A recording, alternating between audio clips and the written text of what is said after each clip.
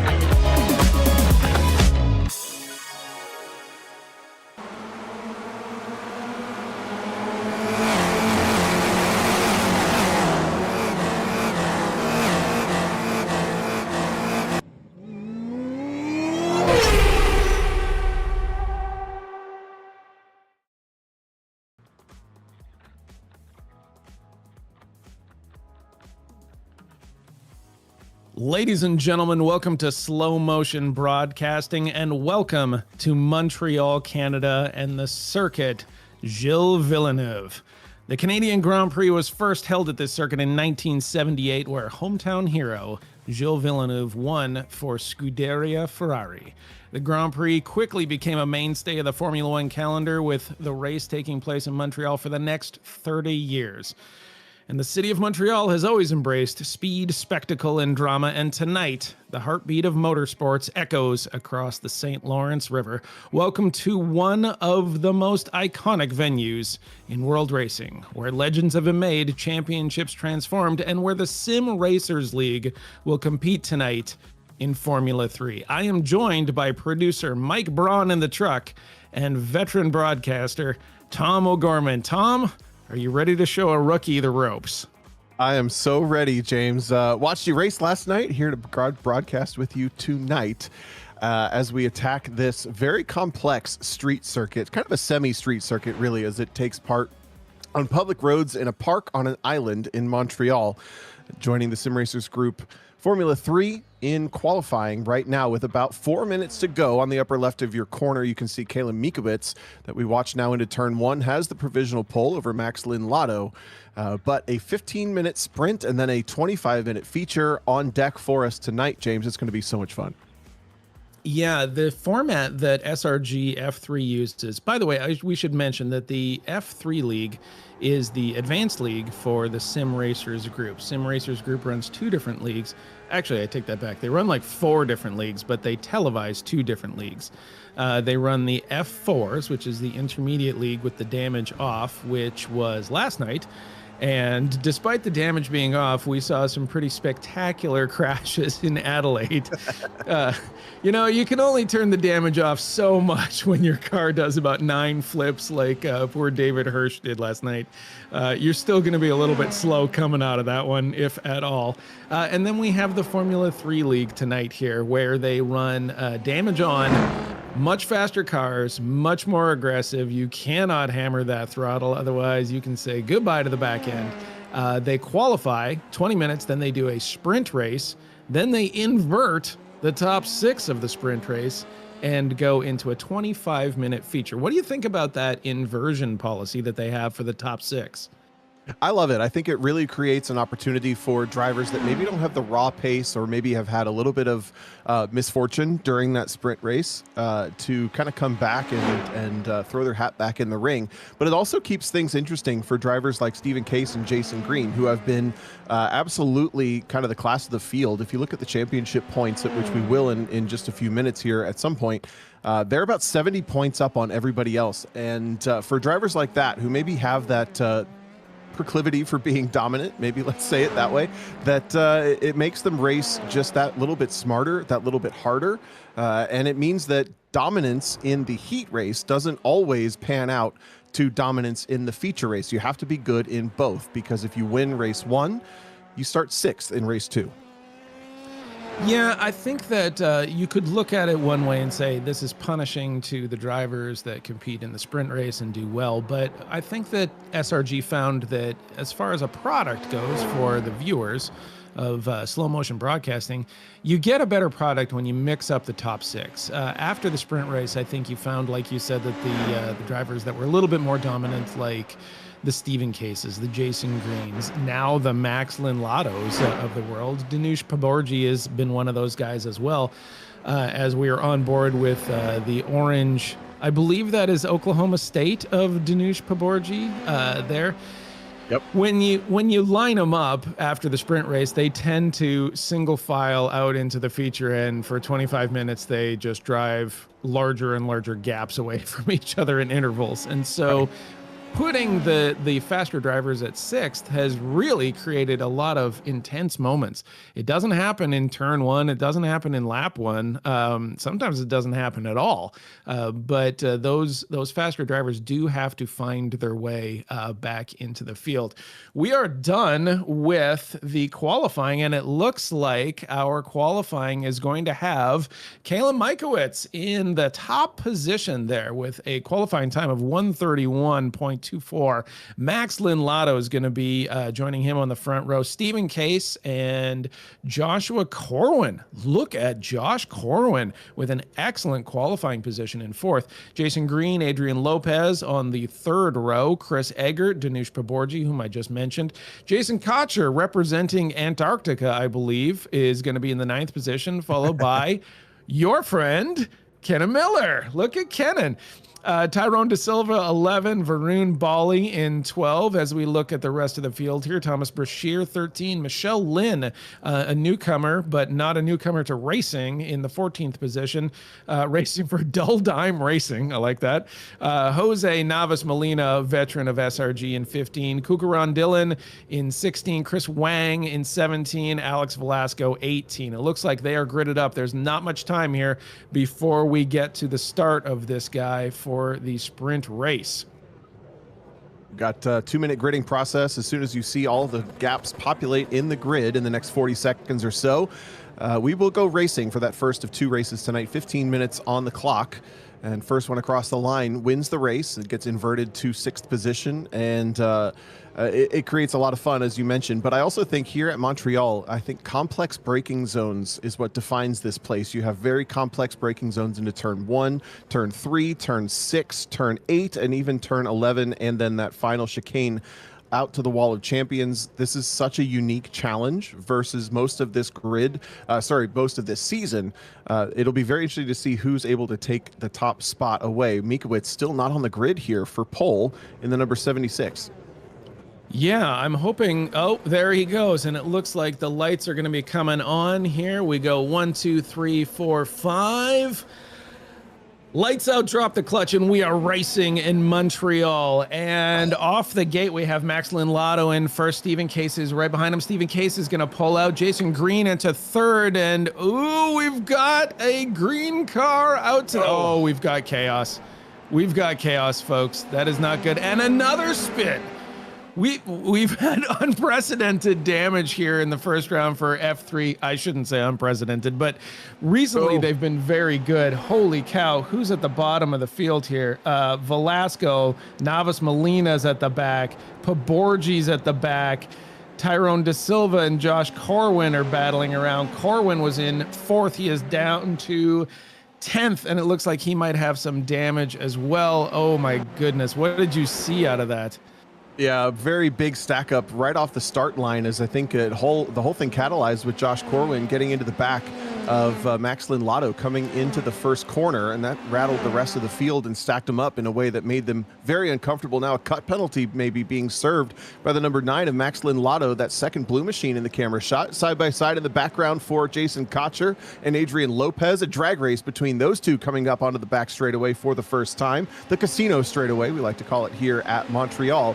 But all of that has given Stephen Case a huge breakaway, 1.7 seconds for the number 243, as now we go 2 by 2 for 4th and 6th down into the champions chicane for the first time. The Wall of Champions is going to come up quick for these two, and over under for the 007 of Adrian Lopez picks up 4th again on the exit. Adrian Lopez with a tremendous move right there. Stephen Case has pulled away here. He's 1.7 away. It looks like Lopez and Cotcher are following each other rather close here, but Lopez seems to be getting the better of it. We'll have to ask our producer, Mike Braun, to see if we can take another look at the beginning of this. And here we go, right on cue. Yep, there's Corwin into the back of, was it Lotto that he got into the back of right there? And then Corwin taps, oh goodness, Paborgi, and who is the red car above there? It's not, it was whom there? We have Corwin gets tagged, and then up the road just a little bit. I don't know which red car gets spun, but Chris Eggert is the silver car that loses it on exit off of turn 2. Here's a look a little unrelated bit back further as well, in the field. right? Yeah, it looked like that was just kind of being off in the gray stuff and loses it on cold tires on acceleration. I agree. Yep. For Eggert. I saw the number 1 car of Brashear trying to dodge his way through there. Oh, is that Eggert right there that loses it into the side? Yep, Eggert goes into the wall unmolested, unfortunately. That was just an unfortunate error-free start from a league that has done rather well. Now, you mark my words on this, Tom. When you have an ugly sprint start race, I have found that the SRG League for the feature tends to be very clean off the start because everyone is terrified at that point. So I think that we're going to see some good stuff out of that. Stephen Case's interval has gone down significantly. Jason Green now in 2nd place. Lotto pulling up 3rd. Lopez, there's a bit of a gap there, though, between Lopez and Lotto. At the back of the back, Paborgi is wishing he was probably somewhere else. Kenan Miller in 8th place and still looking very good. Jason Cotcher has managed to stay out of quite a bit of the mess here. It is it's a tough race. Oh, that did not look good right there. Who was that? That was Jason Cotcher showing the nose up the inside at turn number 6 on the back of Bali. This is the battle for 5th and 6th, which will become the front row come that feature race. Go ahead, James. There's the overpass, so they're going right here. Bienvenue au Quebec, right there. Oh, pardon me. That's the overpass, the 8 and 9. They're coming up to the hairpin here. This is truly Montreal, one of those courses where the braking is as hard as anywhere on the Grand Prix circuit. You have tremendously long straights followed by as slow a hairpin as I've ever seen in the bottom there. Now they are on the Casino Straight. I apologize for that earlier. Moving down into the fake turn 11, into the actual turn 12 and 13 for the Wall of Champions, as they have referred to it. The Wall of Champions, Tom, probably one of the greatest walls in motorsports, I would say. Absolutely. It's one of the only walls known for the popularity of all the best drivers who have hit it. But this battle between these four is raging right now for fifth. Varun Bali still holding up the rest of the field, maybe a bit of a cork in the bottle, but holding them at bay perfectly so far. Jason Cotcher has held down this sixth position as Tyrone De Silva and Kenan Miller been duking it out in the background. They're still side by side coming into turn 3. Miller trying to find a way around the outside. You can't pull that off, and he does not this time. Proves me right, and Tyrone De Silva slots right back into 7th. By the way, Varun Bali up 7 spots since the green flag dropped. That's your hard charger of this race so far in the white and blue, number 45, just ahead of these 4. Varun Bali has had a couple races like this, I believe, with the hard charging. He has managed, I believe he won the hard charger last week. We're on board with the white and blue, number 45 of Varun Bali there. He is not getting a lot of rest from Jason Cotcher, who has been on his tailpipe for the entire sprint race here. Now, this is 5 minutes into a race that has appeared to cook everyone's tires already. I can't even imagine what the feature is going to be like as far as hard racing goes if these guys are putting this kind of heat into each other right now. This is a tremendous little pack here we have of Bali, Cotcher, De Silva, Miller, and now Majkowicz on the back of it. I'm not sure what happened to Kalen. I assume that he was involved in the turn 1, lap 1 kind of disaster area. But look at that 5-car run there, and then right behind that now you have Michelle Lynn and Chris Eggert that are having a little fight there. They're going too wide into the side there. My goodness, look at all of this racing. This is a tremendous battle here we have going on. And Kalen Majkowicz making absolute fast work of Kenan Miller down into turn 1, just kind of carving through this field after starting, I believe, from the pit lane as he missed the gridding process for whatever reason, whether that was intentional or not. We'll find out a little bit later, but he's knifed his way all the way up into 8th, some due to attrition, some due to raw pace. This was due to be your pole sitter for this heat race. Stephen Case leads the way by a decent margin over Jason Green, Max Lotto, but this is the best battle on the racetrack as Majkowicz is now starting to catch up to De Silva, Cotcher, and Bali coming into that hairpin for coming up on about halfway. We're already halfway through this sprint race. Yeah, let's take a look on board here as Majkowicz takes the hairpin here with De Silva. Majkowicz obviously putting up spectacular times in qualifying. So one of the things with the SRG League is it is stewarded, and it is stewarded in a cumulative basis. So if you accumulate so many points, you can have penalties such as having to start from the pit, missing a race entirely, and other such things, losing championship points. The first to come, though, is start a race from the pit, and I think specifically start a sprint race from the pit. So it is possible that Kalen Majkowicz has had that. They don't really speak about the penalties they hand out. That's a choice of the stewards.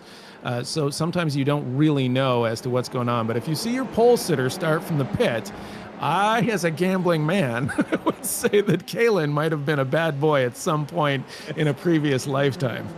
It's great insight there for sure. That makes a lot of sense. Now as we have Jason Cotcher, Tyrone De Silva, and Kalen Majkowicz. Majkowicz taking the outside easily flat out through turn 5, but then has to be so brave and so precise. The combination of the two for turn 6, he powers around the outside of turn 7. And wow, that's just the difference in pace that the pole sitter might have relative to the car that started back just a little bit further in the field at about 8th position. Less than a second slower, but that's what that looks like on the raw pace on the racetrack. Now, Majkowicz sets his sight on Jason Cotcher, the next car on the racetrack as he just came through on Tyrone De Silva. I'm going to ask Mike Braun if he can give us a replay of that series of corners with Majkowicz passing De Silva there, because that was just really spectacular car control, I thought.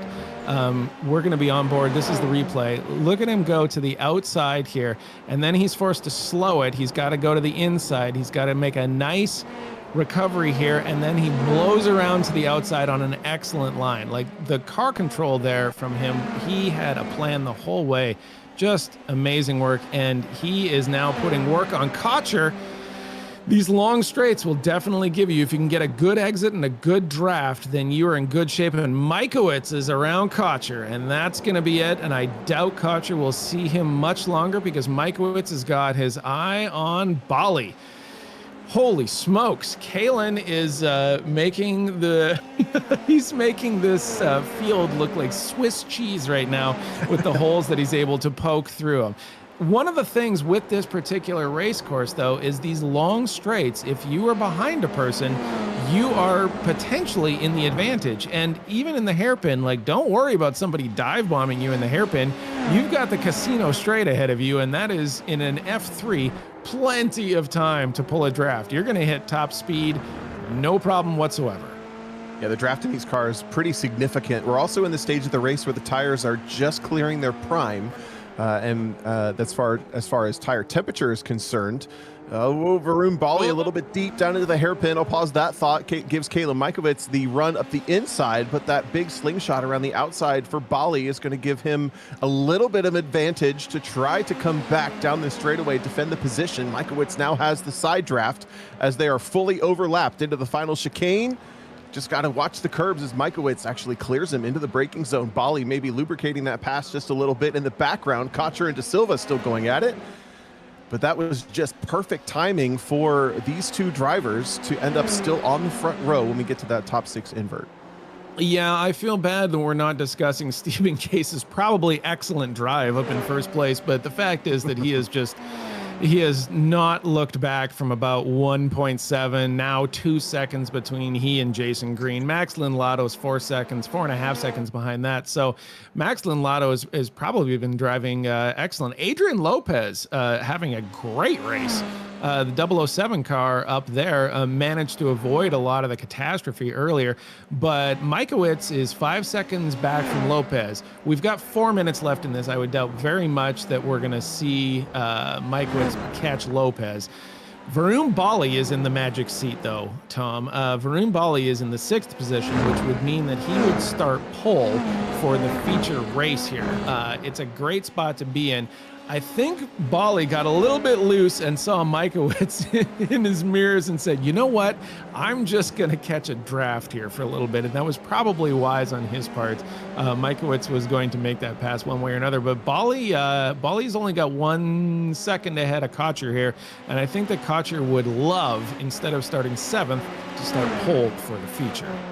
Yeah, Bali has the position that everybody wants other than the top spot. And now we watch Chris Eggert after that spin back at turn 2 on lap 1, knifing his way back to the field, really embracing the race between these two as Tyrone De Silva. Just a class act constantly I see in these races, embracing that attack from Chris Eggert. Didn't try to run him off the track, didn't try to twist the knife after it went in down into turn number 12. Just left the space, tried to make the most of it. Unfortunately, did come out on the back foot. As now Kenan Miller tries to mount an attack. All of this shuffling is going to really remove the opportunity for these 3 cars to fight for that 6th spot. And to put a button on the thought from a lap and a half ago, you see there just a little bit of a slide from De Silva as we clear the prime of these tires, things that might happen. Bit more prone to tire lockup and a little bit more prone to wheel spin coming off the corner. It's things that drivers need to keep an eye on, both at the later stages of this race, but also on the initial start of the next session. When the tires are cold once again, you kind of go through that bell curve of cold to prime to overheated tire wear throughout these quick 15 to 25 minute races. Yeah, you can definitely see the tires. A driver here, we were watching Kenan Miller. He's racing this car hard, and you can see one of the cool things about iRacing, and in particular the F3s, is the inside of those tires. You see that red where those brakes are just heating up, and that is very, very apparent when those guys come out of the hairpin as they approach as they're running down the casino straight here into 12 and 13. And it looks like, we have a crash in the back. And it is Max Linlato. And Max has unfortunately earned a bit of his nickname, Max Spinlato, and given to him graciously by Stephen Case. Linlato is going to lose a position to Lopez, and Lopez moves up into third place. But don't count out Max Linlato. He's one of the most naturally talented racers in this field. Tremendous speed and pace for his overall tenure in racing. And wow, you can see right there, Eggert and Cotcher both kind of having that back end sweep out a little bit as those rears are kind of coming down, as you said, out of their prime.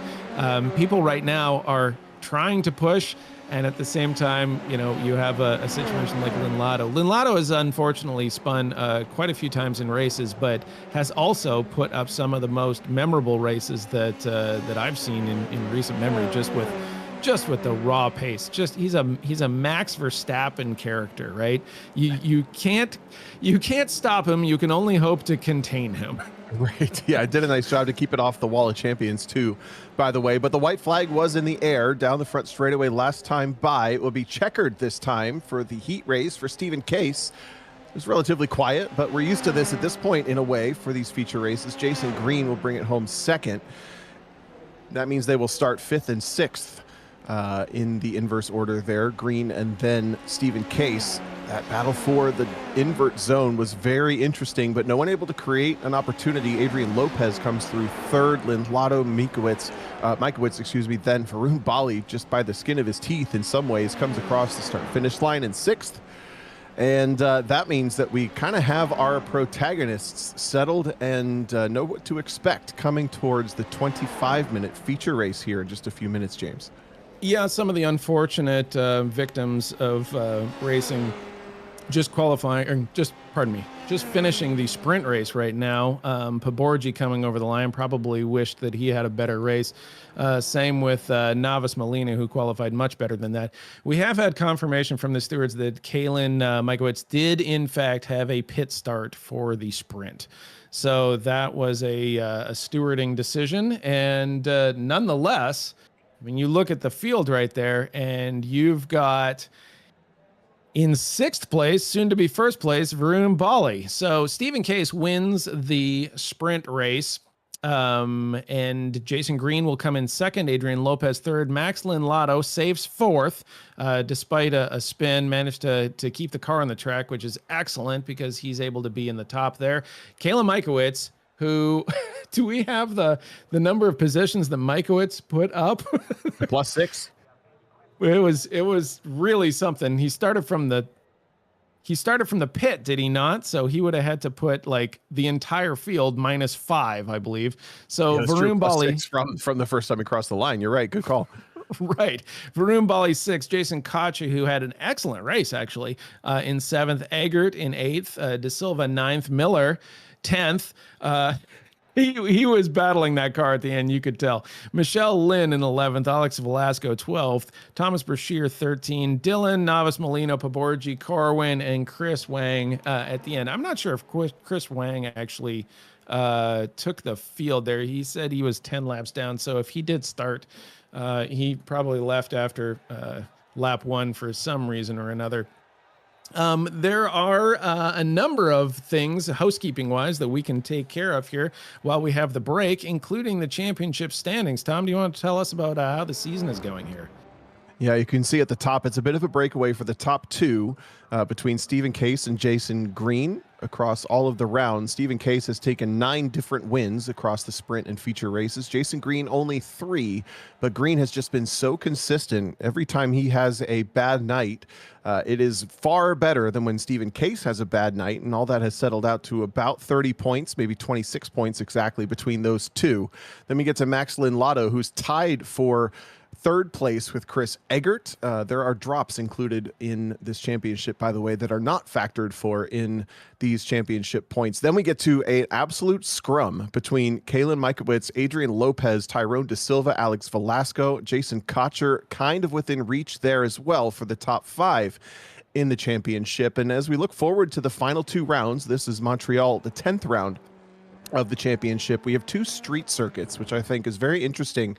We haven't had a lot of them. We did race at Miami, which is a street circuit. We also raced at St. Petersburg earlier in this season, but we round out on Adelaide and Long Beach, which are 2 very challenging racetracks, especially Adelaide. If we learned anything last night, the drivers from this race might be able to take a tip from this.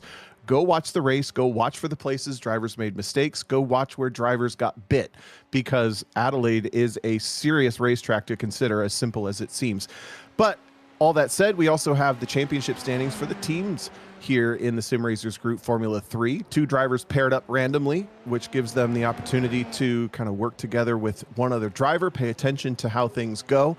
The green cars, that is Jason Green and Josh Corwin, who also runs a green livery on his machine, lead the championship by just a little bit over 30 points over the Dylan Case, Colker and Dylan and Stephen Case holding down that second spot.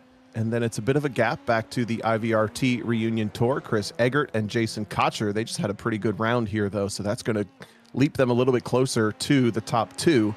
Over the rest of the field, Tylex Delasco, the Michelin Oklahoma Connection, MLLJNM, and Team Brasada round out that 14-driver, 7-team championship standings. Yeah, the team championship thing is something that SRG has put on to how can I put it? To foster a little bit of camaraderie amongst racers that wouldn't normally maybe be in the same split, I guess would be a good way of putting that. And It's been really fantastic. You get drivers like Stephen Case and Kukaran Dillon that are usually on opposite ends of the starting grid, but are finding themselves having to work together a little bit.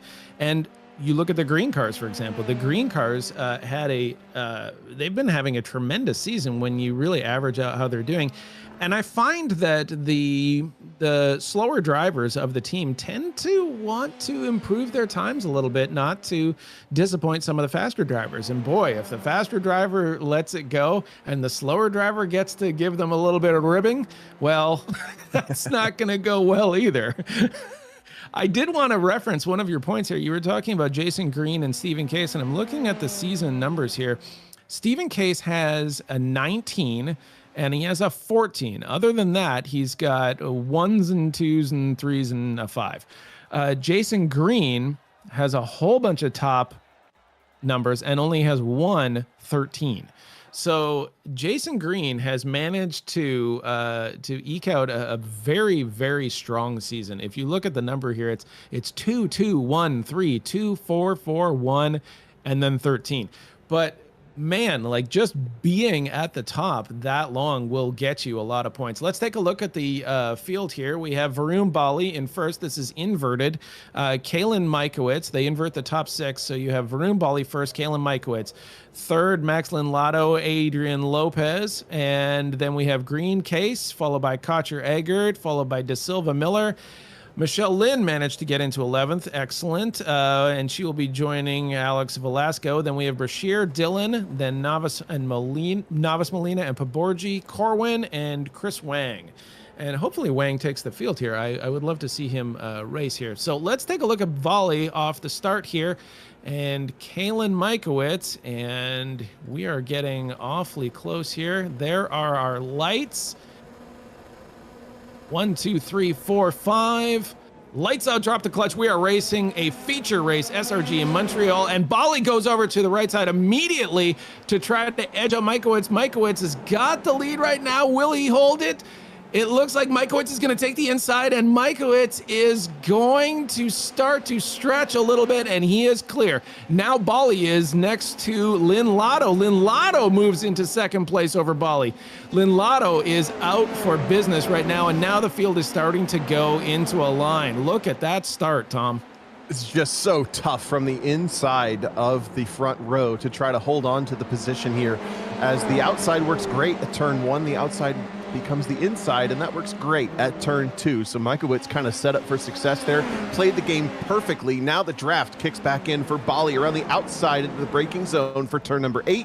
That's tough to pull off, but he rattles Max Linlato just a little bit. Lotto through the grass, and he's going to pick up a cut penalty. That's going to allow Bali and Lopez to try to power around now into the inside for the hairpin for the very first time. All of this battling is just adding more success to that start for Caleb Mikowitz. Look at the gap between himself and the rest of the field. Jason Green also rejoining the single file run.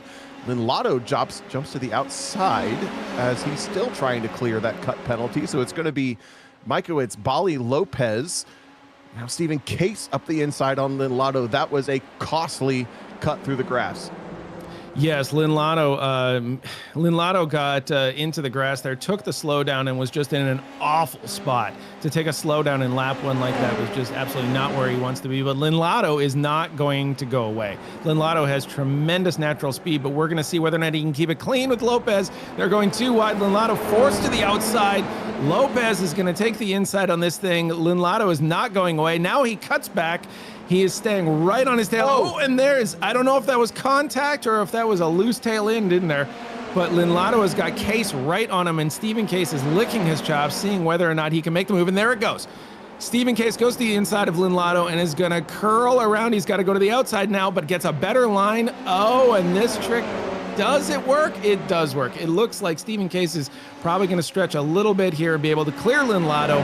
What a run there. Holy cow. And hey, Tom, was I right or was I right about the feature race being considerably cleaner off the start after a bad sprint start? You're absolutely right. As we come down to the hairpin for the second time, very nearly 3 wide. By the way, in the background, Chris Eggert gets through on Jason Green. Look at all the over-unders. Over, under. I don't even know who was in there, but we still have a drag race between Stephen Case and Max Linlado. I think the loser on that exchange was Adrian Lopez, who slots back into 5th, but has a huge draft coming down into the hairpin, the final chicane, as Caleb Mikowitz and Varun Bali continue to motor off into the background. Look at Eggert up the inside on Adrian Lopez, who slips back to 6th now.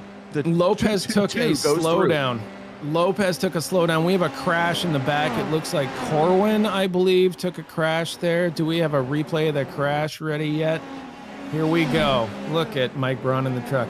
That's Corwin. Oh, Corwin catches the wheel, ejects it upwards, and he caught Paborgi's last the tail wheel there, and that would just pop him up, and there goes the suspension. So Josh Corwin, despite not putting it in the wall, is unfortunately getting a meatball, so he's going to have to go to the pit. There is a free pit, fast repair, so he will be right back out on the track, but unfortunately he's probably going to be looking at the leaders as they come around, because this is a pretty fast course, and people are not going to be wasting a lot of time on this one. Here we go. We're looking at the tail of Max Linlado, and we have Stephen Case at about 0.4, 0.5, which is well enough to catch a draft as they go into the hairpin. Case, it's all about the exit here. Case gets a good exit. You can expect Case to make a move by the time they get up to the Wall of Champions. By the way, I do have a list of drivers who have crashed in the Wall of Champions. You care to name a few just off the top of your head? I'm going to guess Villeneuve. I'm going to guess Hamilton. I'm going to guess Verstappen. I'm going to guess Senna. How many do I get? Well, you got Bruno Senna. I don't believe Verstappen did it. Jenson Button famously ended a race. Jacques Villeneuve hit it. Damon Hill hit it. Jacques Villeneuve hit it twice, actually. Schumacher hit it for Ferrari. There's a man. It's a laundry list here. There we go, and there we have Stephen Case making the move on Max Linlado. Linlado's not going to go away though. This is the problem with Montreal, is that these long straights followed by tight corners lead for a lot of drafting, and so Linlado is now just picking his moment. He's going to stay right behind, and eventually they're just going to make the move. And this might be the little straight here that lets... Ooh, holy cow. Linlado is certainly flirting with it. I can hear the noises that you're making, Tom, and I feel the same way about this. My money says that Linlado makes a move on Case here as soon as they're done with the hairpin. Case hard into the wall on the exit out of turn 9. Not enough to knock anything loose as visually is concerned, but that was a pretty big clunk as these two now swap positions. And I completely agree. You're right. There's just enough space between all these little chicanes that the draft will keep you close enough. It may not present an opportunity for you to pass, but it is close enough for you to stay in touch. This is where the draft kicks in enough for you to make a pass. As Stephen Case, having rubbed the wall back a couple corners ago, will knife up the inside into the final chicane, turns 12 and 13, hops the curbs. Actually surprised at the lack of curb hopping here, to be honest, between all of these drivers. Now Lotto gets a run up the inside. This becomes the inside for turn 1, the outside for turn 2. What can he pull off? Deep on the brakes.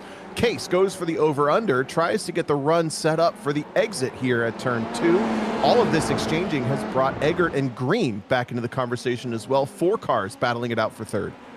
Yeah, we really haven't talked a lot about the first couple turns on this. They're known as the Senna turns, the Virage Senna. And if you look at it from an overhead angle, you can see the S for Senna, but those turns have created quite a bit of drama here. Case and Lotto were right on top of each other. Now we have a little bit of a stretch. I want to talk about Kalen Mikowitz. If we can take a look at Mikowitz, he is now pulled out to 5.8 seconds. Absolutely driving away from the field. He's already in the hairpin and people are just catching the straight behind him. You can't even see Mikowitz if you're Varun Bali right now. He is 6 seconds ahead. So Mikowitz, I understand that we're only 7 minutes into this race, but what a tremendous showing from a guy that started the sprint race from the pit. This has been one of the most dominant performances I've seen in SRG F3s in my time here. Like, this is absolute Stephen Case style dominance out of Kalen Mikowitz. Bali, though, Bali is a guy that does not usually have this kind of dominance, and he has been in second place, and because of the battling between Case, Eggert, Lotto, Green, and now Lopez and Cotcher that are trying to hang on, he has managed to stay a good, couple seconds ahead of Stephen Case and Max Lotto.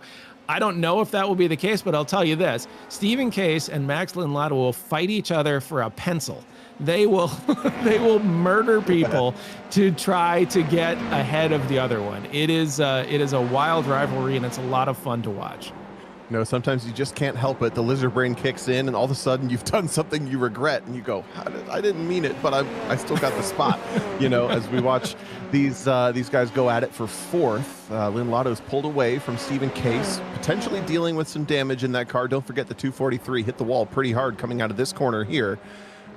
As Chris Eggert just behind Jason Green, and Adrian Lopez still in the conversation for this top 5 spot.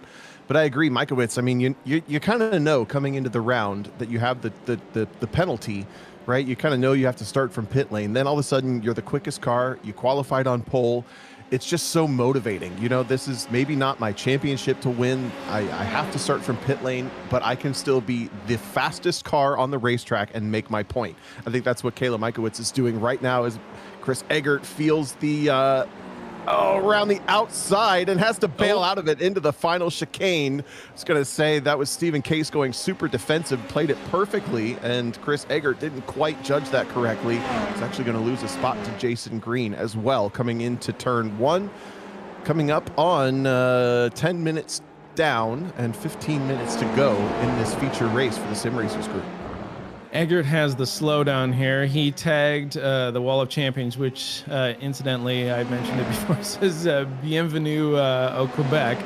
Welcome to Quebec. It's also called the Quebec Wall. I'm going to ask Mike Braun for some magic. I would like to see Stephen Case's impact into that wall if we could get a look at that, because I think there's something wrong with Stephen Case's car. I don't think that Stephen Case loses 2 seconds through a battle like that unless we get some actual damage on the car. So I missed it the first time around, and I apologize for that, but I think that something happened here. All right, we're on board here looking at Case is on our right here. He's the lighter of the blue cars. And this is our Wall of Champions. So he gets out of this one.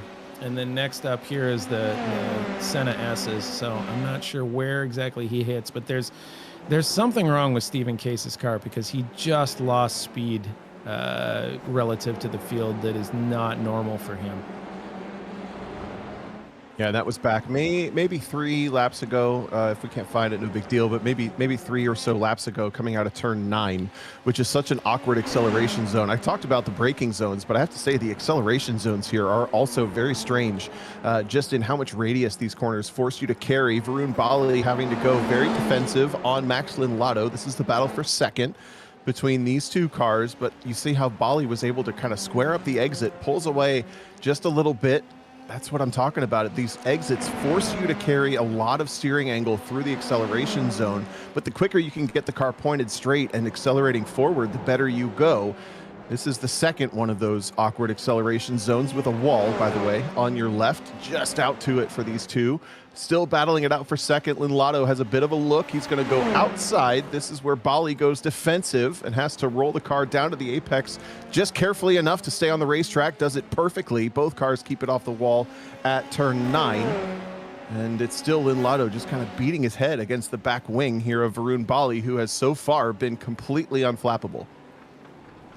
Oh, no, that was very close between the two. Varun Bali backed it up perfectly, but got a whole bunch of nose cone from Max Lindlato. That loosened him up at the apex of the hairpin. And unfortunately, no change in, well, not unfortunately, fortunately, no change in position between these two. Now Lindlato's coming back at him. He will not be stopped. I'm going to get this spot, says Max Lindlato. Max Lindlato is a dog with a bone. He is not going to leave Varun Bali, and this is going to be the move right here. So Lindlato is going to the outside. Although Bali has got some speed here, it's going to be very difficult into the Senna S's here. And Bali with an excellent run out of the outside. Bali carries a ton of speed. Here comes the over-under from Max. Bali gives him room. Max gets it. Oh, Max wobbles there. It's over. Bali has got the speed there. Oh, I spoke too soon.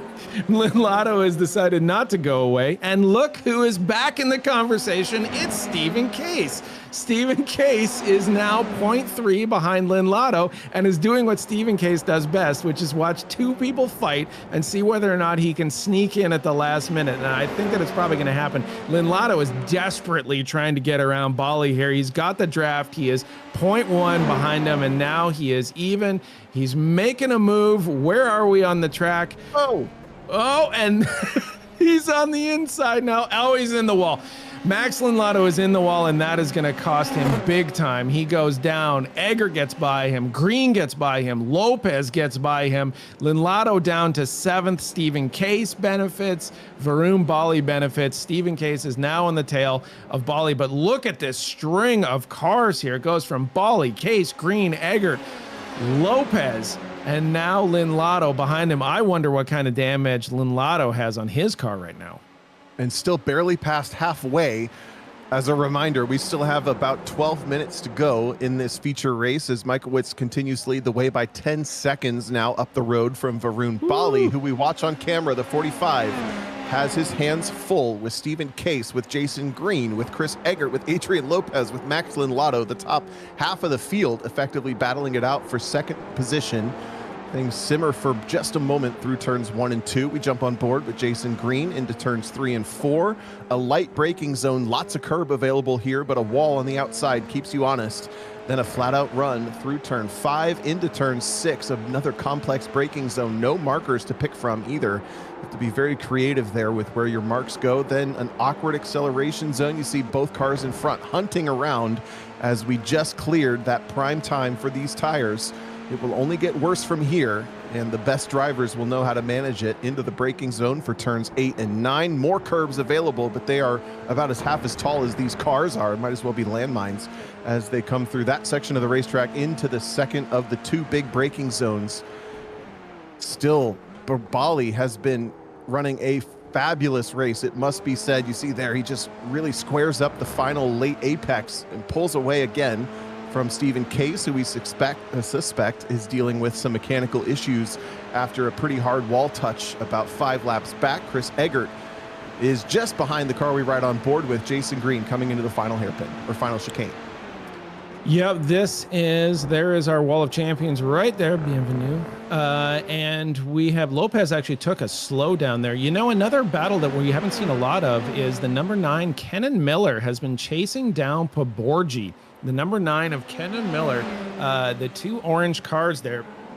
Miller has been right on Paborgi for a number of laps. I've been watching the times tick through here, and Kennan has just not been able to make this move happen here. So we'll see whether or not this goes through. Paborgi has got natural speed. Paborgi can definitely stretch on this thing, but these two cars have been glued to each other for quite some time.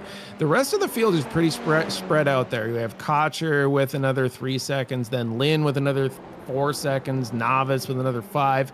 Chris Wang is right on the back of Novice Molina. We haven't seen those two very much at all, but there is Chris Wang. Chris Wang following Novice Molina. Novice Molina, a veteran to this. Whoop, Wang gets a little bit loose on the outside there.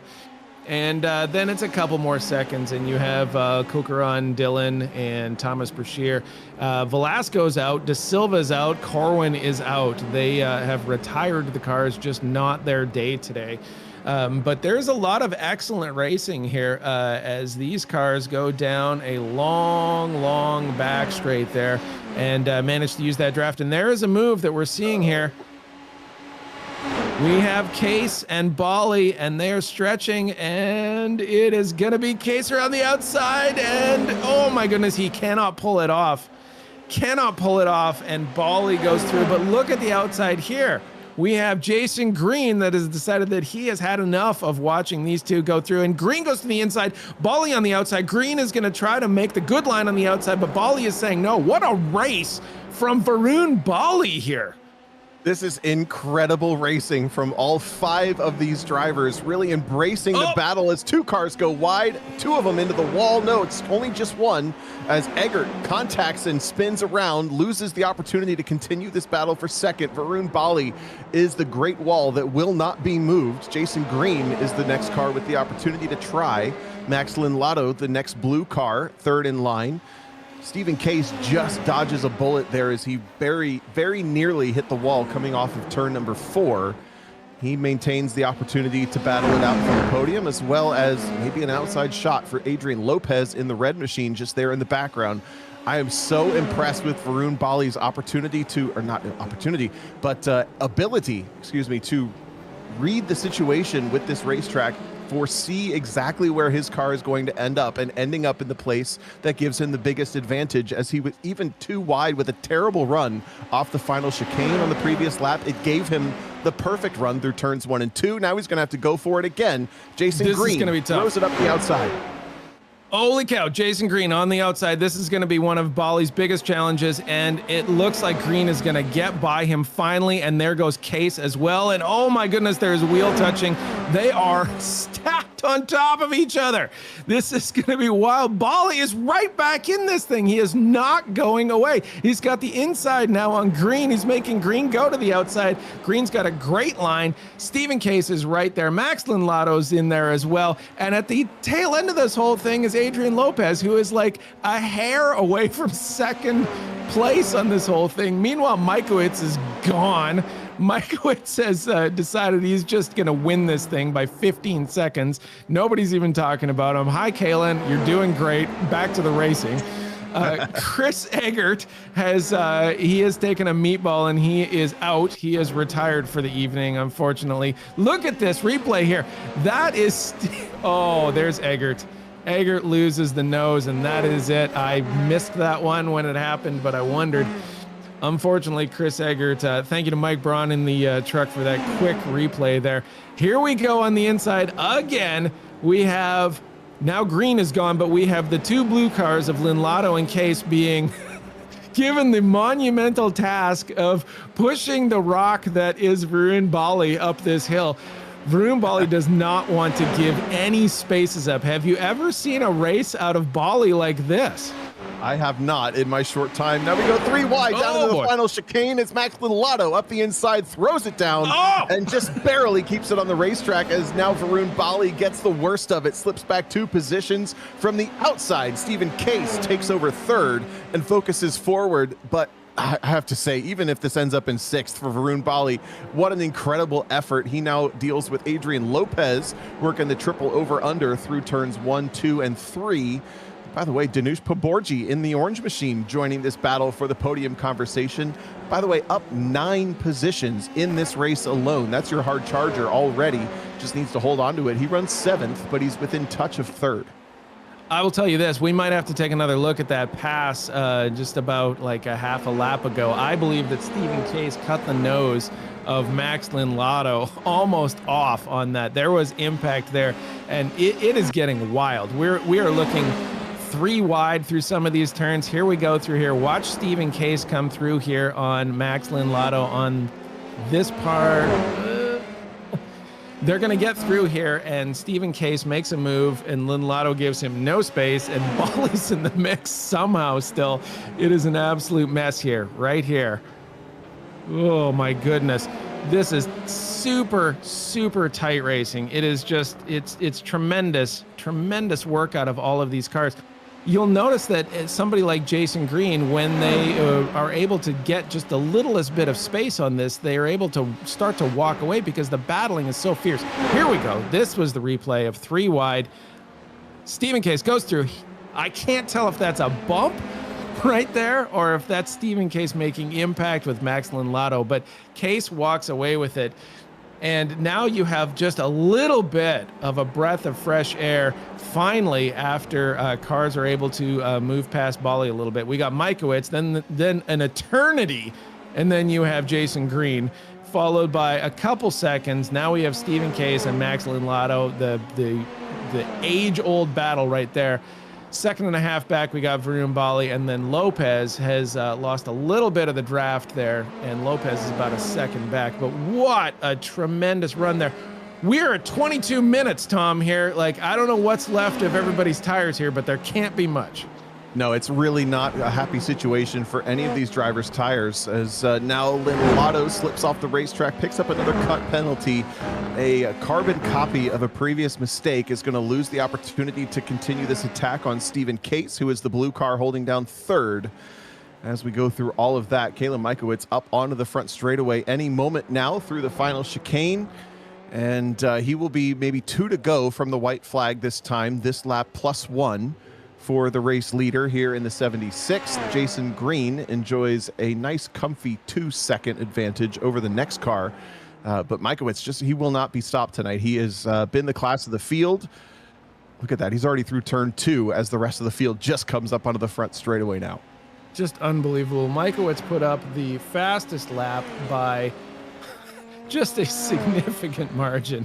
He ran a 1:31.2. That's a full 10th and a bit faster than anybody else here, and he's just driving by himself. There's no draft, there's no nothing. He's just driving away. You can see him there. Mikowicz is he's approaching the end of the course here. He will be coming around to the start line and go into, pardon me, he's going to be going into the hairpin here, but Mikowicz just a class of the field by a margin. Now, it helped that he didn't have to fight like a cat and dog with everybody else, but at the same time he put himself in this position. Just a spectacular run through this entire course by Mikowicz on the back straight here on the casino straight. Long run up to the Wall of Champions, and I think this is probably going to put him on a white lap here. And can't say enough about Mikowicz, Tom. He just drove away with this thing. Yeah, I mean, luck is the intersection of preparation and opportunity, and you could call this lucky that he has a 16-second advantage, but either way, he was prepared to take the opportunity when it came to him, and he grasped it when it did. At the start of this race, immediately took the lead and has checked out over your second-place runner, who has shuffled out to be Jason Green, Mr. Consistency in the number 2. No, excuse me, in second spot in the number 160. Comes down into turn 1 for the final time. He still has Stephen Case on his 6th. This is not done yet for the podium. He needs to be absolutely perfect on this lap, or as close as he can get, so that 243, who again has been in the wall in this race, just grazed it with the right side tires, but seems to still have some decent pace coming through sector 1, and has pulled away from Max Linlotto after that cut penalty was served.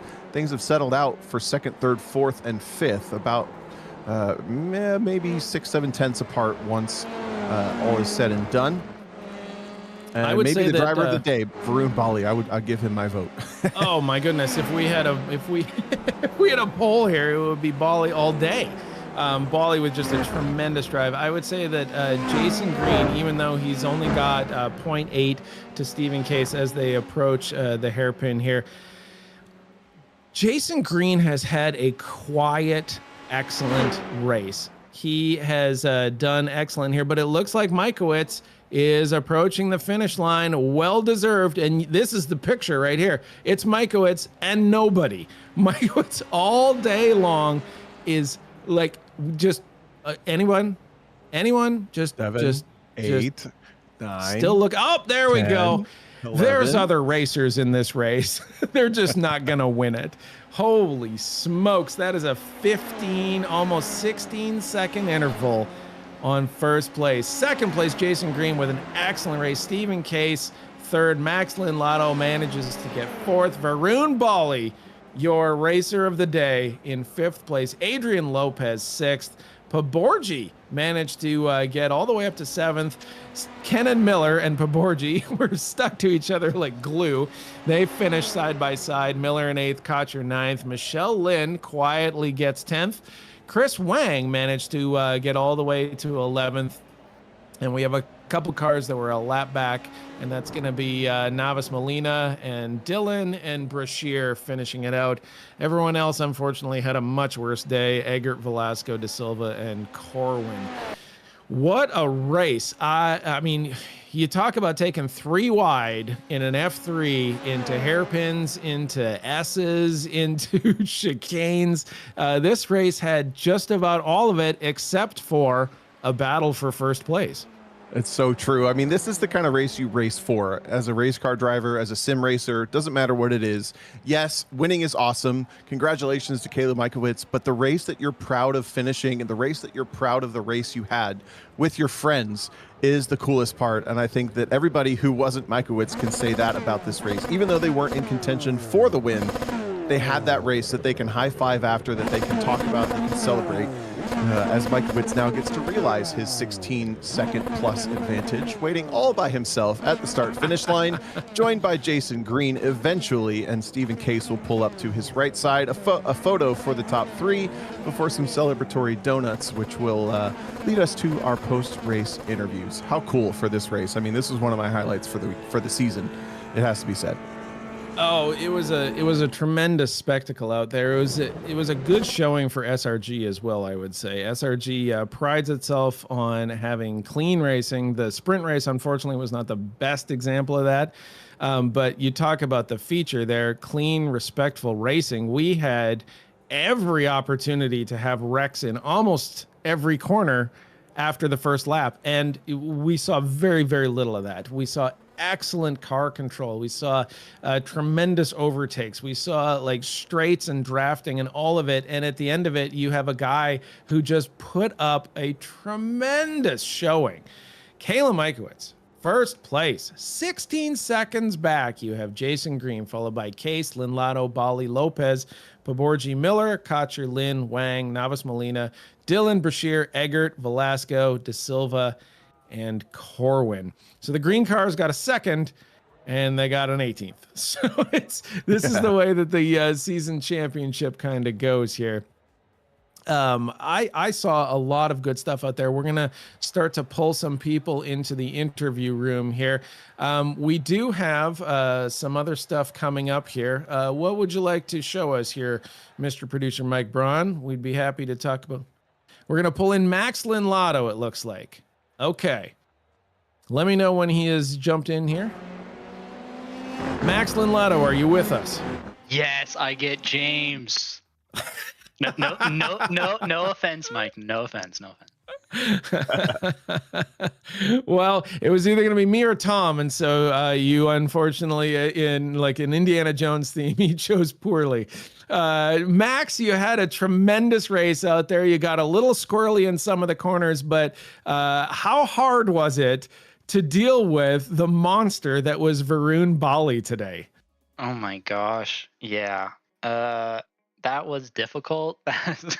He did not back down. He wanted that position, and all it to him because he held it well, raced clean.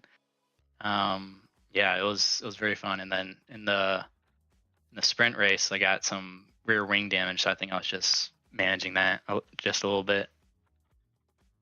There was a little bit of damage to you in that race, and then we were wondering if there wasn't some damage to Stephen Case. You and Stephen Case have had battles all season long. This race was no exception. What were you thinking as you had to go race Stephen Case, but also a couple other people into a lot of these corners? It was, to be honest, very fun. We were all, talking smack to each other going into the turn. So, it's always clean and very fun to race with these guys. They're very fast and just makes the competition so good. Max, this is your first season with the Formula 3 exclusively after getting, I wouldn't say unceremoniously, it's actually ceremoniously ejected from the intermediate league in F4. How have you found the competition to be in the F3 league? It's definitely up there. Every week people get faster and faster here. And I'm always fighting someone new. Like I've never fought Braun before today, and he was a madman. And now I know going forward, I am gonna have to, throw some punches to be able to get past this guy. But yeah, competition's very good. Very happy to be able to race with these guys. Well, thank you so much for joining us in the booth here. I really appreciate it. Max, you want to give any shout outs or thank yous? I'll give a shout out to my dog who was beneath my pedals the entire time, and I kept hitting her on accident. But yeah, and a big shout out to you, James, for I think this is at least with me here, this is your first broadcast, so super excited to watch it back and watch you broadcast a little bit. Well, don't get your hopes up too much.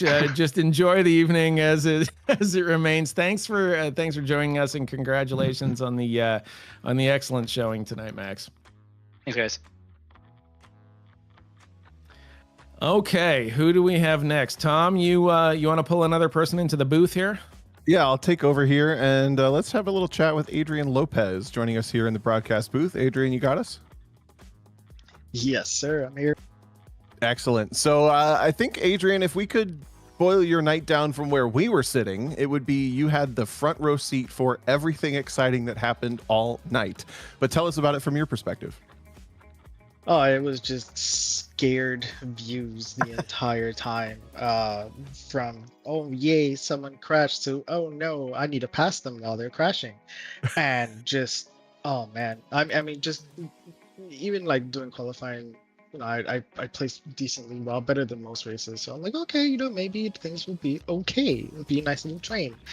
And then the heat race happens, and I'm like, a couple, mishaps here and there, but for the most part, pretty boring. And then the feature race, and what utter chaos. And yeah, that was scary. Yeah, no chance. And we love to see that from the invert. So kind of looking forward, after you're running tonight, you're always in the top 5. You're really kind of a consistent competitor here in the Sim Racers group. But this is the first of 3 street circuits that we're ending this season with. Next up is Adelaide, then Long Beach. How do you feel about these racetracks? How do you feel about coming into these? Is there any way you can have a game plan, or is it just being fluid and taking what comes to you? Yeah, I mean, I love street circuits. I love the walls and getting close to it. A lot of guys hate it, and it's very intimidating. I try to see if I can tap my wheels on it and see what I can get away with. Maybe I'm just crazy, but I did do that a few times here as well. And just, you come up to a turn exit, and you see the barrier coming and approaching, and you're just pinned on the throttle and hoping that you will make it. And it kind of looks like you might make it, and we'll find out in about 0.1 seconds. So I dig that. So next street circuits, just keep going with the ballsiness and hope for the best, and try to position myself a little bit better with the battles and take advantage of other people's mistakes. I tried to do that this race, but some of the guys are just too damn fast. Dude, it sounds like you might be a drifter. They love wall taps. Oh yeah, as soon as I joined in, I was drifting everywhere. I even mentioned in our Discord, I'm like, dude, this is a great track to drift these cars in. And the guys are just looking at me like, what are you talking about? Nice. I love that. All right. Well, before we let you go, and thanks for talking to us tonight, any shout outs, any final thoughts that you'd like to give here on the broadcast? Yeah, shout out with Steven Max the Lotto, aka Spin Lotto. Thank you for that in the heat race, bud. And Varun surprisingly way up in the pack. Super great job defending and keeping it together when we were 4 wide multiple times, but we really shouldn't be. So, congrats to these guys for just keeping it clean and exciting. This was a good one, man. Yeah, it was a lot of fun. I'm glad you feel the same, and good to hear from you. We look forward to seeing you these final 2 weeks. Congratulations on a consistent run tonight, always in the conversation. And thanks again for joining us. Yeah, we'll put on a show and some drifties next week. There you go. Best, all right, sounds good. Best So livery in iRacing. He's got the best. Look at that. It's just with the cherry blossoms. It is gorgeous. So true. Looks beautiful. All right, so we'll move forward to our next interview. The Great Wall of the Sim Racers group. James, I'll let you take it away with Varun Bali. Varun, we couldn't talk enough about you tonight. It was one of the most amazing performances we've seen out of you, and frankly, one of the most amazing performances we've seen out of anybody in SRG racing here. How are you feeling right now? Tired for once, but that was actually a really fun race. It's been a while since I've been up here. The last time I started second, I died turn 1, so it was a fun race. Mainly just I was like, okay, I know Kaylin, Steven, Max, them lot, they're like half a second quicker than me in one sector, and then like a 10th quicker in each of the others. So I was like, if they get me into sector 1, fair dues, just go ahead and just leave. Everywhere else, I was like, I'll think about fighting you, especially the hairpin or the chicane. I was confident on the brakes. I was like, I may as well try and hold the position for as long as I could. 4 minutes too short, but oh well. It was a tremendous race. Varun, I actually believe I remember the last time you were starting in second. It was in Miami. Yeah. I think I might have been involved in that one. Yeah, So I was gonna say you should know. My front wing got taken off my neck cut, and then I just bulldozed you. Sorry about that, by the way. No, we were watching you. I mean, we thought, okay, Varun's in a position here. He's moved up because of the invert. He's got Case. He's got Lynn Lotto. He's got Lopez. He's got just the list of names. Jason Green is on his tail here, and you held them off with tremendous defensive driving, but not only that, clean driving through the corners. At what point did you think, like, I might be able to hang on to this thing for quite some time? Probably. I noticed after like the first couple laps that Steven and Max were really going at it, going back and forth. And it allowed the lead to grow to like 2 seconds behind me.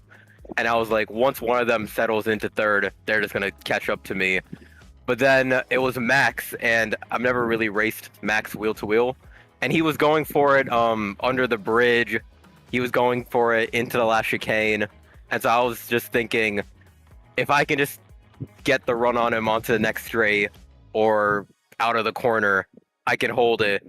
And the first 2 times I think he tried and passed, he ran wide or something, and I got past, and I was like, I think I can hold it. And then I saw a train of who was it? I think it was Green, Case, Adrian in like a line behind me, or Max behind me. And once I saw 3 of them in a row, I was like, I'm probably not going to hold the podium, but I think I could hold maybe 4th, 5th. And then eventually everyone got past, and I was like, I'll try and settle for 5th. Because somehow this season, me and Adrian have been like magnets, where no matter what track we seem to go to, we're just inches away from each other. So honestly, fair play to the top 4. They deserve to finish top 4. Congrats to Kaylin, I got you as a rear gunner. Well, I will say, like, we can't say enough about your performance tonight. It was tremendous. You raced hard. You raced clean. You took people to the outside. You took people to the inside. You guarded. You made moves. It was wild. Do you have any shout outs and thank yous before we let you go here? Yeah, shout out to Kalen.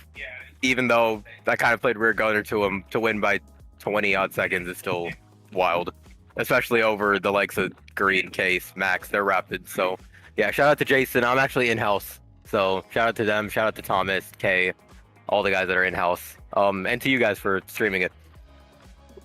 Thank you very much, and have an excellent evening. Congratulations. Thank you guys. Appreciate you.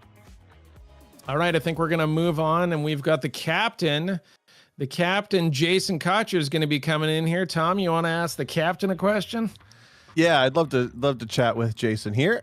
First of all, I'd love to hear your perspective on the race tonight, because especially in the heat or in the sprint, involved in the scrum, and kind of maybe one of the drivers with the front row seat to all the chaos and excitement from the feature race, which is already being described as instant classic by some of the other drivers here in the Discord.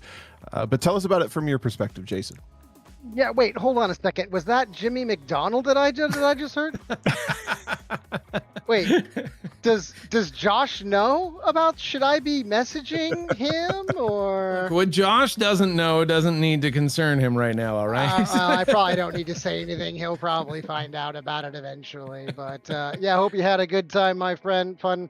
Everybody was chatting it up and having a laugh in the Discord. Thanks for being a part of it.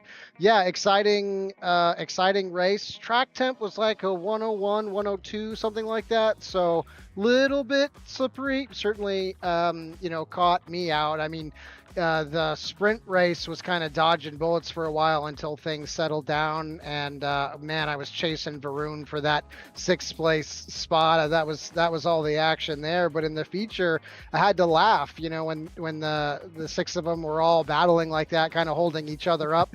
I could hang with them at that pace. I felt cool for a second. I'm like, holy shit! There's Green right there, and look at that. There's Case. Like, am I good at this? And then I binned it. So obviously not. But yeah, fun to see the battling. Everybody up there now is 3K, 4K, 5K. So the quality is there, the consistency is there. It's a lot of fun to be a part of. I did get a chance to do a little G61 homework and some laps around here. So I was expecting a little bit more. Maybe I'm disappointed in my own result, but when the guys are having fun and the league is doing well and people are enjoying it, that's a win for everybody and SRG as a whole. So love that. Yeah, that's so cool. James, I'm going to throw it to you in a second. So think about if you have any questions or, I don't know, shots or elbows to throw at Jason. But before we do that, Jason, we just had Varun Bali here. He mentioned racing in-house.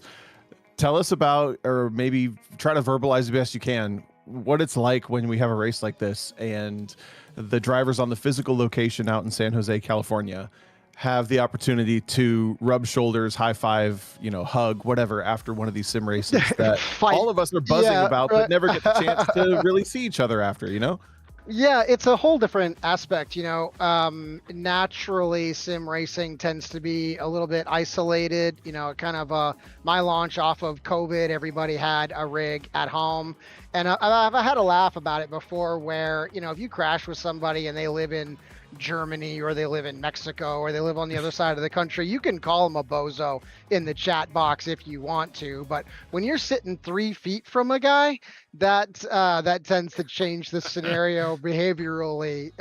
But yeah, this time, especially in the sprint, I was battling Adrian. Varun snuck by me, and then as I battled Varun, Adrian got away. And so when the sprint was over, I ran down the hallway and pretended to grab Varun by the shirt and pretended to punch him in the face. Everybody was laughing. There was no real aggression, but Varun's like, I knew he was coming. I knew he was gonna come punch me in the face. But so it's fun to it's a whole nother level to it. Before this, I played inline hockey.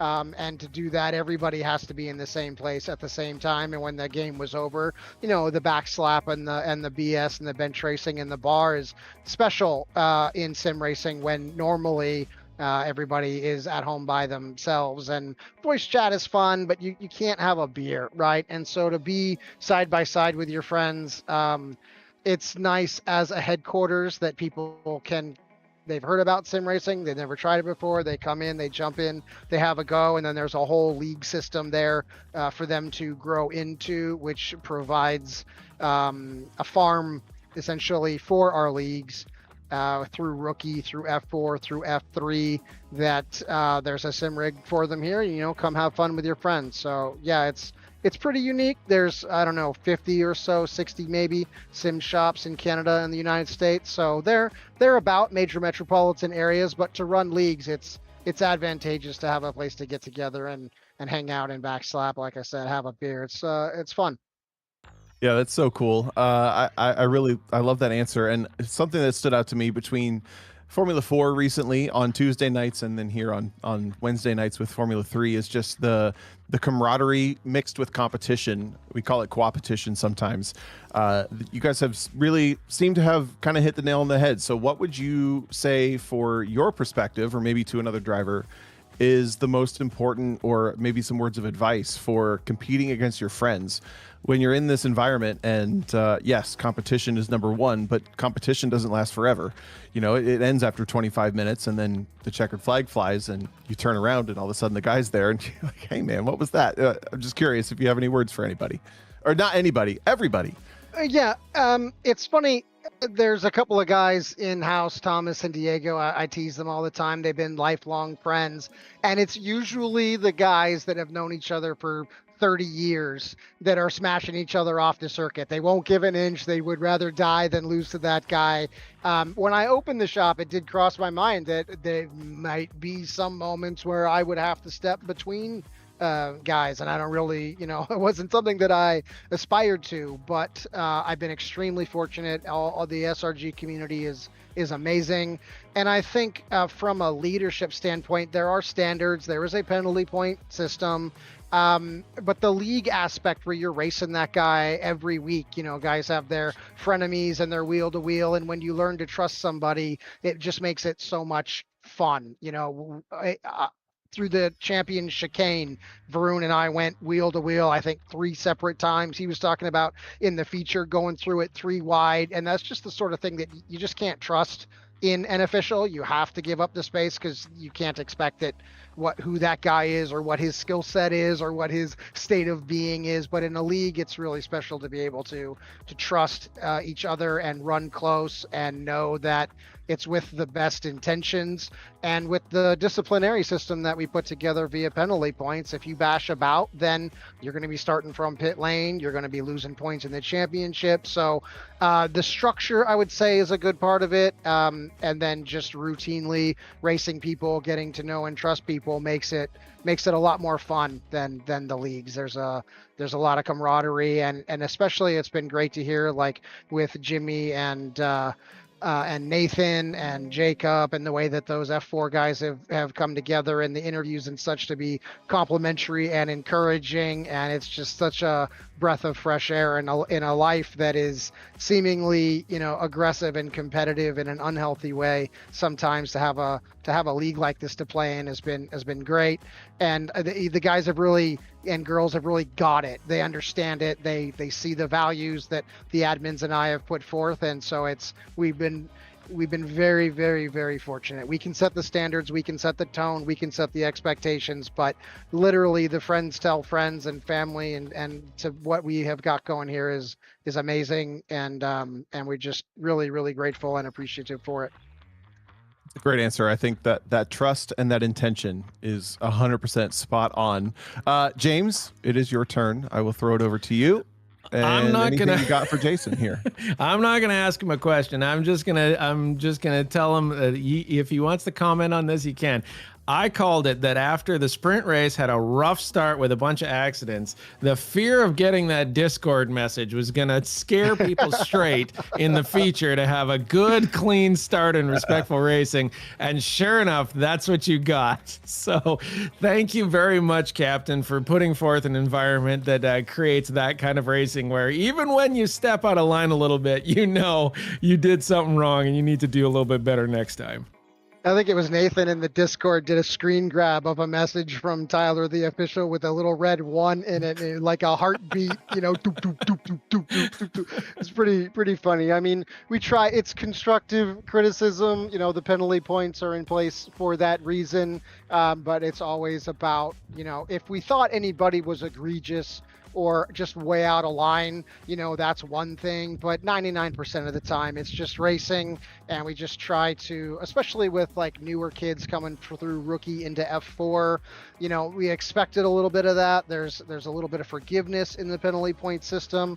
But it's kind of like what we would love iRacing to be able to do if they didn't have 10 million people online 24 hours a day, that kind of a thing. So Yeah. when you get a private club, there's more that you can do to make it work for everybody. But just a great time, and grateful for it. And I started 4 years ago. It was the scariest thing I'd ever taken on in my life, and a crazy thing. And then having gone through relationship issues, sell a house, change jobs, like all of a sudden SRG had become this like pillar of stability and something to look forward to and joy, I think, for everybody involved. And that's just been a dream come true. So and grateful for SMB. Obviously the leagues make it fun and SMB makes it special. So we're grateful for everything that Josh and all you crew guys have put together and put on every week. It's been great. Well, thank you very much for joining us tonight. Really appreciate you coming into the booth here, Captain, and congratulations on a great race. Cheers, guys. Thanks a lot. Catch you next week. Take care. That is going to be it for us for tonight. I have a few housekeeping things that I have to take care of. We have upcoming broadcasts. The Formula V is going to be on Saturday, May 23rd. They're going to be in Virginia. Following that, on the 24th, we have the Spec Racer Fords at the Roval in Charlotte. And then we're going to be doing a couple more SRGs Tuesdays and Wednesdays. The F4s will be at Tsukuba.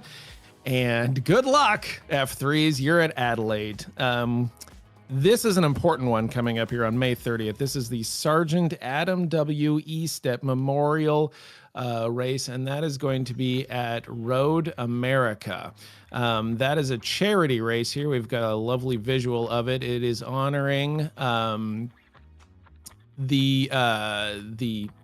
believe it is the son, and that was Sergeant Adam W. E-Step. That's going to be Slow Motion Broadcasting putting it on, and SRG is sponsoring the race. You can get all the information there and join the Discord for SRG using any one of those little QRS codes there.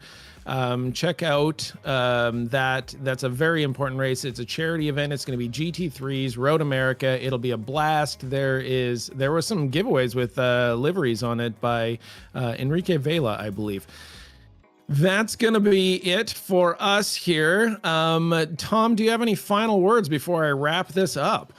Just really looking forward to the final two rounds. Adelaide and Long Beach, two very interesting but very different street circuits coming out to round out our 3 street circuit run here for the Sim Racers Group Formula 3.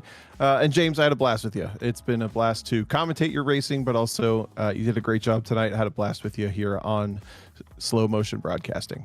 Well, I couldn't have had a better crew, so thank you very, very much for watching Slow Motion Broadcasting's production of the Sim Racers Group F3 Advanced League. On behalf of my colleague, Ron O'Gorman, and producer Mike Braun in the truck, my name is James McDonald, wishing you happy hairpins and clear straights.